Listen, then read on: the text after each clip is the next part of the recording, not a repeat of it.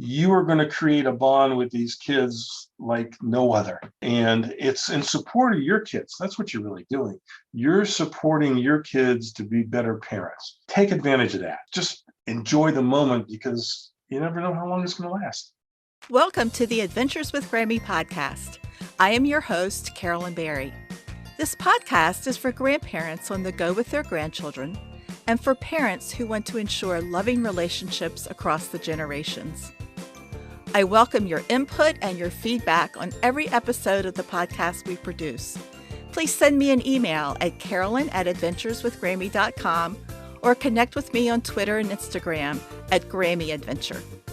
Please follow or subscribe to my podcast. It's free, so you won't miss an episode, and ask your family and friends to do the same.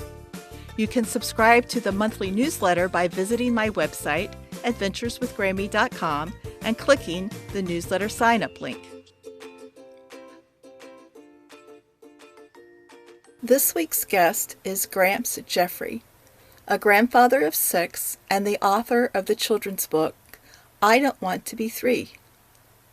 He also is the author of a business book, The Secrets of Retailing: How to Beat Walmart. He wrote the book to help entrepreneurs and small businesses compete against the big guys. He also has written more than 100 articles for the Huffington Post about small business, education, the homeless, and nonprofit organizations. Gramps Jeffrey, welcome to the Adventures with Grammy podcast. Please tell us about your writing journey and why you wrote your children's book. This is really the second book I wrote. My first book was a business book called The Secrets of Retailing: How to Beat Walmart. The book that we're talking about today is my second book, and I wrote it for my grandkids is really why I wrote it. Well, the title of the book is I Don't Want to Turn 3. And the reason I wrote this book is, living this past year because of the pandemic caused by the COVID-19 and isolation, except for, being with the family, gave me special time to watch and interact with all the grandkids. And I'm telling you, what a trip when you actually spend the time to interact with all the grandkids. I've got 6 grandkids, and they all have completely different kinds of personalities. The one thing that they do have in common is a sense of curiosity. This is really what drove me to write this book, the sense of curiosity and how excited I got when they accomplished something new. They really look at me, look what I did. Watching them grow year to year and how they interact with each other really is the basis for the book. What goes through a toddler's mind? What when you're 2 and 3 years old? What are they thinking? Why are they reacting that way? When does a toddler understand the difference between me and us? It's very anybody who's had grandkids knows the old "it's about me" when they're 2 years old. This explores this book how finally the family comes together and figures all that out. As a baby boomer, trying to understand how the world has evolved since I was 3 years old is also a part of the story. You think about it, my parents didn't have cell phones. They didn't have the internet. They didn't have remotes. They didn't have cable TV. In fact, I can still remember when my dad said that I go change the channel because I became the remote. When you're a kid, that's what you do. You go up, you change the channel. You're the remote of the 50s and 60s and the 70s. My parents' definition of discipline is quite different, I think, than the parents of today. As today's world made it for a better place for children to grow up, I'll let you answer that and all the other grandparents of today. As you weigh how they we were treated compared to how the kids are treated today. The real reason I wrote this book is I wanted to read it to these grandkids. And their reaction to me has been invaluable. As you watch them understand Jordan's the main character in the book, discovery of right versus wrong, and Jordan is the one who's turning from 2 to 3. You can see the older kids, have gone through the same dilemma. You can see the younger kids don't quite understand the concept of sharing and getting along. And so this whole experience for me has been priceless. So to sum it up, that's why I wrote this book. I love that Jordan thinks everything is mine and how the older kids cope with that. And you have an interesting question. At what age does one begin to take responsibility for his or her actions? And that seems to be a theme throughout your book. And when you think about it, when do we take responsibilities? Is it we're 3 years old? Is that when it happens? Is it 13? Is it 23? Or maybe in some cases it's 63. You and I are about the same age, so hopefully we're starting to take responsibility for the actions that we are doing. But that's key to it. And it keeps going back to we were growing up, and I think about how my parents disciplined me and did what I do today versus what I see my kids doing to theirs. I mean, I remember when I was growing up, I was scared to death of my father. I mean, his discipline was he had a belt and he had a paddle. The paddle was his fraternity paddle, and he, if we got out of line, he came looking for us. In fact, I remember one late fall day, my brother Larry and I decided that we've had enough of this paddle. So we took the paddle out and we buried it in a pile of leaves, and then it snowed the next week. And then the next year, when the snow melted, the paddle was gone. And to me, that was a miracle. Kids don't, my kids don't paddle their kids anymore. They don't run around the kitchen table with a belt. It's a whole different world of how you handle that. Is it better? Is it worse? I guess we're all the judge of that. My mother would make us go out to the tree and get a switch. So we had to go out and get our own weapon that was going to be used against us. And my dad had a belt, but I was the definition of Miss Goody Two Shoes. So I didn't get into trouble very often. And I only remember one time my father ever hitting me, and it was mostly talking to me. And I didn't want to disappoint my parents. And as you were talking about being afraid of your dad, I look back and I think, well, maybe in a way I was a bit afraid of him, but I think it was more that I didn't want to disappoint them. And with my own children, my husband and I were not spankers. I think we took a more gentle approach to kids. And I'm happy to see that my kids, my own children, are modeling that type of discipline with their own children as well. Two of my kids live here in Arizona with me. I mean, two of the grandkids. Two live in Austin, Texas, and two live in Orlando, Florida. And I was lucky enough this past week to have the two from Austin in here. One of them, we celebrated his birthday. He turned 4. Luckily, there was a time off in the summer, so we were able to have the other two here. So we had 4 kids in the house all last week. And you're right. I think we learned, at least I learned from my parents, that's not the way to raise kids. You've got to give them a chance to understand stuff. And I saw that through my kids this last week, because both of the 2-year-old and 4-year-old, they were in timeout, and that's how they explain it to them. They move them when they see them going off the wall and getting crazy, or they actually move them over to timeout. And you can see that over time, this has worked, because nobody wants to be in timeout. Nobody wants to be all by themselves until they apologize. So that's the new way to do it, and I'm all for that. I think it fosters that sense of curiosity. We have to allow children to be children, and children are going to not tell us the truth sometimes, and children are going to do things that disappoint us. If we are harsh with the children, then I think that's when the curiosity begins to wane, because they are a little afraid to explore their world. And I think we need to say to the children, as you do in the book, everything is not yours. You have to respect other people's property, and you can't take your cousin's ballet slippers. Only through conversation and helping them learn right from wrong through talking is the way of fostering that sense of community, that sense of curiosity, and an acceptance of other people's rights. And I think that is what helps young children begin to learn right from wrong. Yeah, and also along with that, as long as we're talking about books, the benefit of reading to children is just immense because it kind of reinforces just about everything you said.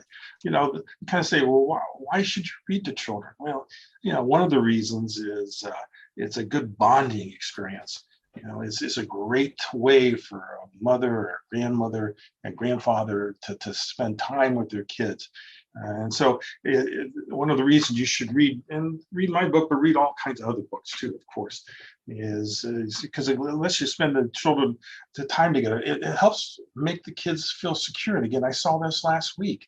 When it was bedtime, they wanted to read books. They said mine was favorite, but I think they did that because I'm the Gramps. But they always were picking out books to read. They liked that whole bonding before they went to bed. And even during the day, they would pick a book up and do that. Another reason to make sure your kids are reading books with you is it supports the listening skills. And that's the key. You can see it when they're 1, 2, 3, 4, 5 years old. You've got to get to them and tell them and teach them to listen. So reading a book requires them to listen and take some focus to do that. And that's good for that. So that's another reason why you should always be pushing to read with your kids, because it helps support that whole listening thing. And the listening skills are really what gets you through life when it comes down to it.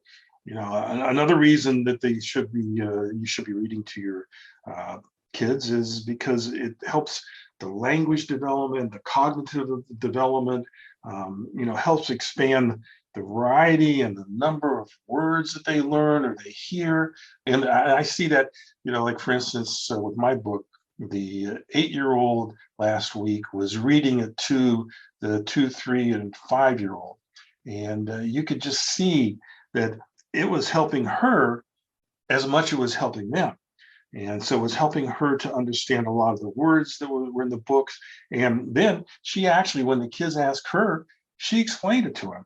So this whole cognitive and language development, it is important for us all.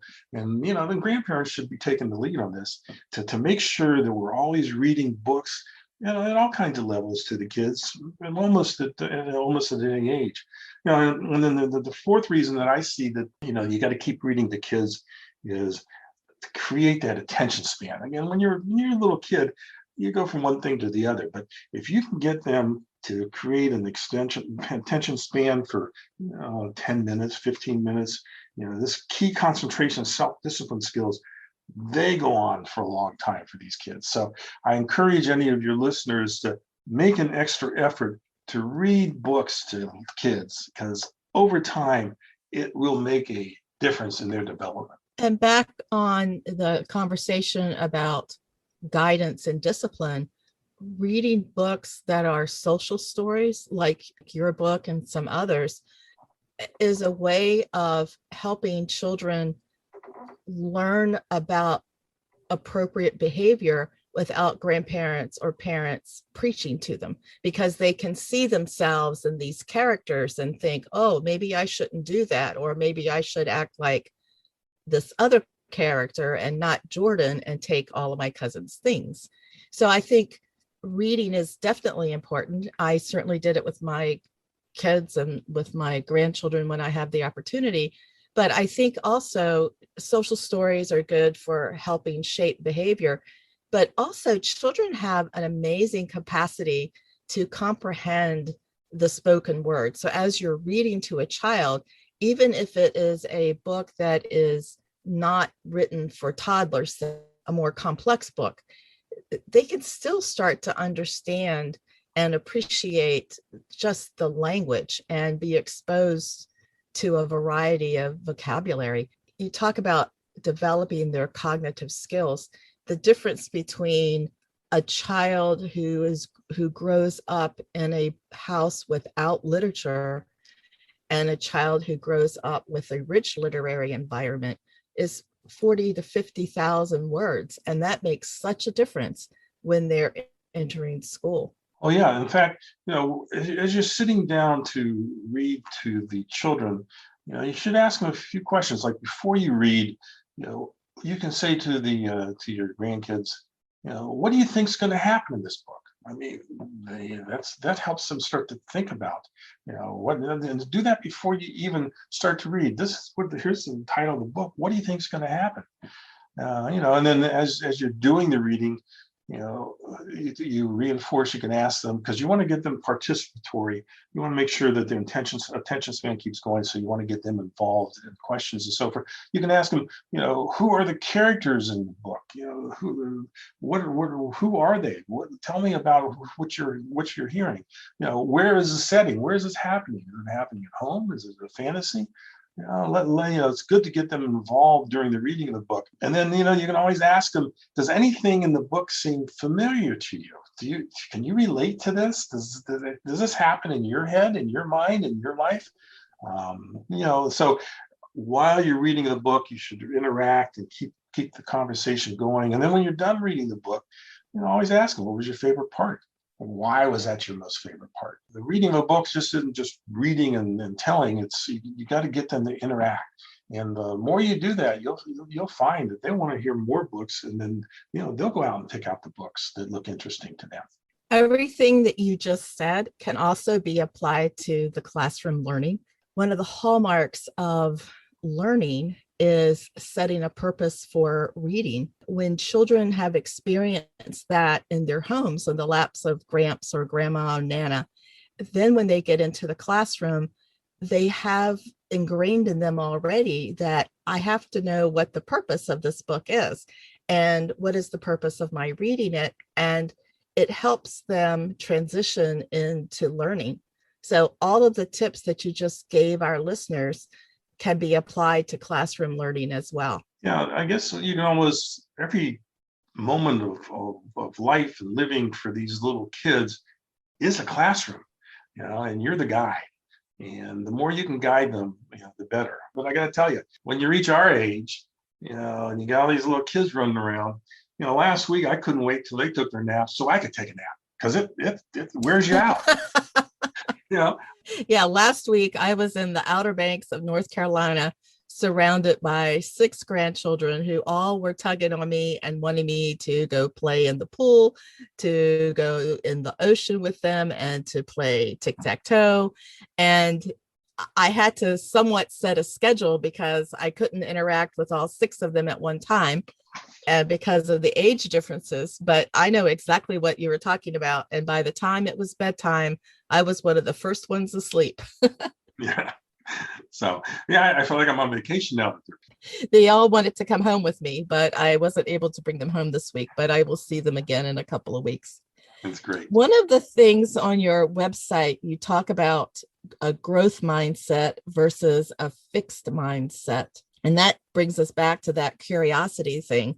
So can you tell us what the difference is and why a growth mindset is so important? Learning and intelligence can grow with time and experience. And that's the growth mindset. Versus a fixed mindset is you go into preconceived notions. The way that you can foster a growth mindset in kids, it's important for you to kind of explain to them, and again, as little as they are, they want to understand this, but as they get older, 4, 5, 6, 7, they start to understand this, is that the brain works like a muscle, that it can grow through hard work. So the more you exercise your brain, just like if you're, in your 20s and you're lifting weights, the more and more it's going to get better. It's going to take lots and lots of practice. So it's important that you kind of convey that to the kids is, let's keep exercising your brain. Let's come up with some new things. One thing you do not want to do is tell kids that they are smart and gifted and talented. It makes them feel like they were born with that knowledge. It doesn't really encourage them to go out and grow. You want to always be encouraging them to learn new things. Let them know that when they demonstrate a growth mindset, in other words, when they create that curiosity, you want them to keep asking. Don't stifle that. Praise the process. Take effort and hard work and practice, and allow the children to create their own potential. So give them some leeway. Also consider how you're talking to your kids. As we've learned in reading books, and you're asking about the words have meanings and communication. It's an important message that they have. Instead of saying it's not that hard, say you can do hard things. Put your mind to it. You can do that. Don't always have to praise the results. when you think about it, test scores are rigid ways of measuring learning. You want to make sure that they continue to learn, much like life. And I'm sure at our age, we have experienced this many, many times. I can tell you I have. Embrace all the failures and missteps that the kids do. Kids learn just like we do, that sometimes more when they fail. Let them fail. There's nothing wrong with that. Let them make a lot of mistakes, because again, that's all part of the learning process. I'm sure you can tell me, just like I can tell you, there's nothing like the feeling of struggling through a very difficult problem, only to find out that you can break through and solve it. The harder the problem, the more satisfying it is. So let these kids be curious. Let them try to figure things out on their own. Don't tell them everything. That's part of their growing and understanding. Making mistakes and being children's disappointments, that's part of growing up. We can focus by saying things like how you tried a new way to solve that. It may not have worked, but you tried. That's the way to do it. So, and you want to encourage participation, collaboration in group learning. Again, and that's why I like having all my 6 kids together at one time, grandkids, is, they feed off each other. They learn from each other. They get into a topic and they can start, and then all of a sudden, the little ones are learning from the big ones. Sometimes the big ones learn from the little ones too, because, just a whole different way of doing it. You got to get kids excited about the subjects by tell them how important it is, and how really, if you learn these things, it's going to help you in the long run. And you want to encourage and model positive self-talk. And if you notice that a child is being critical of themselves, which they are, they feel bad, they feel stupid. Explain that it's more important to treat themselves with respect, like they treat others. But sometimes, a child says, "I can't tie my shoes," and yet in the end, you can't tie your shoes yet. So those are the kinds of things that I view as helping to rear kids. Well, it goes back to the age-old motivation. Is it an internal motivation or is it external? And something as simple as not saying, "I'm proud of you," but saying, "You must be proud of yourself for accomplishing whatever that task was." And that puts the ownership of the task on, and the motivation on, the child, and the reward on the child, as opposed to doing something because you want to make your grandmother proud. But instead, you feel pride because you know that you have worked hard to accomplish things. I find myself going back into the old, "Oh, I'm so proud of you." And then I try to catch myself and say, "Oh, I know you're proud of yourself because you worked hard," whatever the situation is. And you can see the kids' faces just light up when you have acknowledged that they worked hard. And I love that. I love that about helping kids grow and discover who they are. Yeah, but they also like to please their grandma. So, they want to make That's sure. true. Yeah, because they want to be the best grandkid. They want to be number one. So they want to make sure they're the best. Tell me about your grandparenting journey. When did it start? Tell me about your grandkids, how old they are. Grandkids, the oldest is 8 and she's turning 9 tomorrow. And the youngest is 1 and he turned 1 about 3 months ago. The 6 are in between. There's 4 boys and 2 girls. And it really is fun watching the boys interact. What's kind of fun is, during this year of COVID, we didn't see the kids a lot, just like most other people. And again, got 2 in Texas and 2 in Florida. In order for them to remember who we were, we started to play a game with them. And for some reason, these boys love dinosaurs. They can name, at 2 and 3 and 4 years old, they can name all kinds of dinosaurs. I have no idea who they are. So we decided to take advantage of that. And we started to play a game of where are the dinosaurs today? So we have a group of these dinosaurs, which, when they've been to our house, they'd all touched them and played with them. And every day we would move the dinosaurs someplace else doing something different. So for instance, we had the dinosaurs in the refrigerator eating the blueberries and the strawberries. We had the dinosaurs helping the grandmother wash the dishes, so they had soap on their nose and they're washing the dishes. We had them, in the washing and drying machine, helping them to move the clothes. We had them going up the steps. We had them playing the piano. We had them, in the bathtub. So what we did to kind of get the kids engaged, knowing that we couldn't do it, is every night we would put them in a different situation. And what evolved is every night, right after dinner and before they went to bed, they would call and my wife would pick up the phone and they would say, "Where's Gramps? Where's Gramps? He's right here. Where's the dinosaurs? What are the dinosaurs doing tonight?" We've got 50 different situations around the house and outside the house where the dinosaurs were doing something different. And consistently, it was a way to keep bonding with the kids. They would call and want to know, what are the dinosaurs doing tonight? And we take them over and they look at the dinosaurs and they talk about the dinosaurs. Then they call the next night, "Where are the dinosaurs tonight?" And they would ask Gramps, and let's go look at the dinosaurs. So I think as a grandparent, especially when you are remote, kids have plenty of other things to think about. You hope as a grandparent that they're thinking about you first. That's not necessarily the case. And so you want to do something for these kids to remember who you are. And so, yeah, when they came in last week, they were chasing around the house looking what the dinosaurs were doing. So that just happened to be our particular way of keeping our grandkids engaged, through this whole COVID issue. It's a really fun game. I wish I had thought about it because I also have 4 grandsons and they are just in love with dinosaurs. Ever since they were toddlers, they love dinosaurs. Our grandchildren are actually about the same age. I also have 6 grandkids ranging in age from 18 months to 9. And the boys are 9, 8, 7, and 6. And they just all had birthdays. Between the middle of May to the middle of July, they all have birthdays. So it's a fun time in our house when they're all together.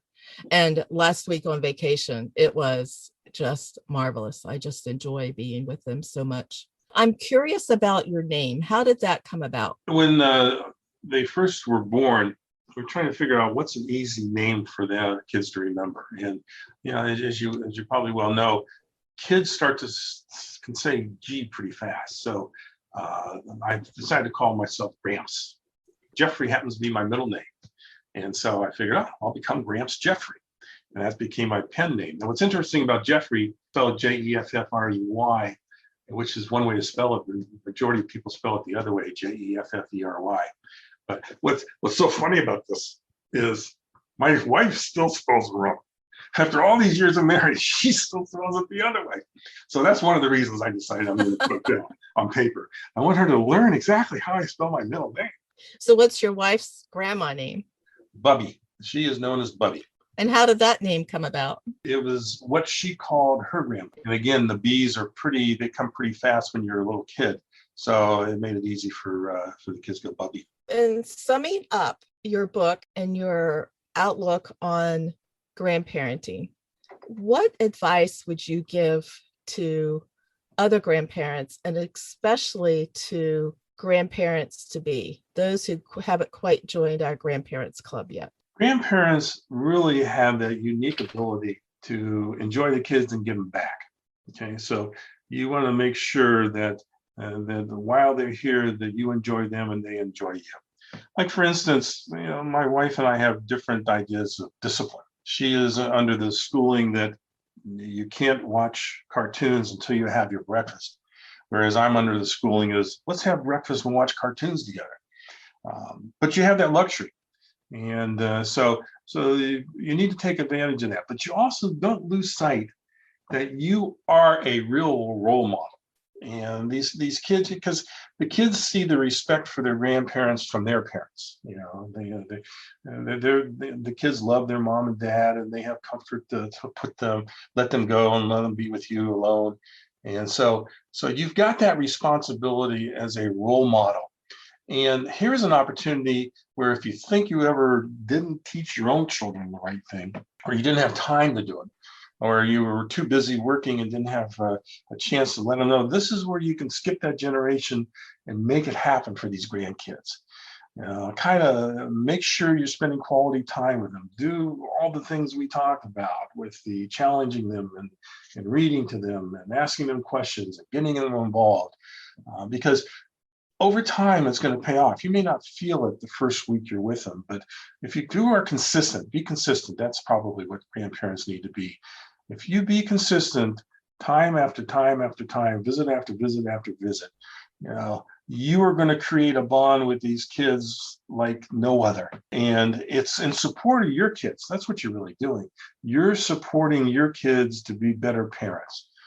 So take advantage of that and just enjoy the moment, because you never know how long it's going to last. That's a nice philosophy of supporting your children as parents, because as grandparents, we have to remember we are not the ones in charge anymore. And it's hard for some grandparents to release that role. But I think if we look at it as we are supporting our children and we have a supporting role and accept that, the whole dynamics of grandparents, the grandchildren is so much better. And in the end, it's our grandchildren who benefit from that. Well said. I agree. Where can our listeners find you on the internet and find your books? They can find the books on Amazon or Barnes & Noble or Target or most independent bookstores. Again, the title is I Don't Want to Turn 3. It's by Gramps Jeffrey, Jeffrey. You can find it that way. Site's got I Don't Want to Turn 3.com, turning3.net, GrampsJeffrey.com. So there's plenty of places on the internet you can learn more about the book and the philosophy and things like that. But yeah, it's really easy to do. Just pick it up at any of the major online sites. This has been a wonderful conversation. I don't have a lot of grandpas on the podcast, and it's not by design. It's because I just haven't encountered many grandpas who want to come on my podcast. So I am so glad you were here. Okay, well, thank you very much for inviting me. I hope you have enjoyed today's episode of the Adventures with Grammy podcast. You will find the links to our guests and the topics we discussed in this episode's show notes. If you would like to be a guest, or if you know someone who would be an awesome guest, please connect with me at Carolyn@adventureswithgrammy.com.